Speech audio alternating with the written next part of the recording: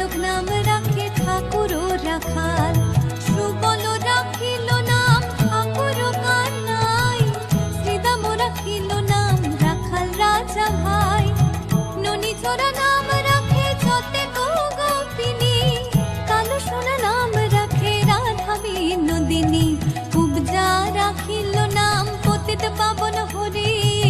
চন্দ্রাবলী নাম রাখে মোহন বংশীধারী।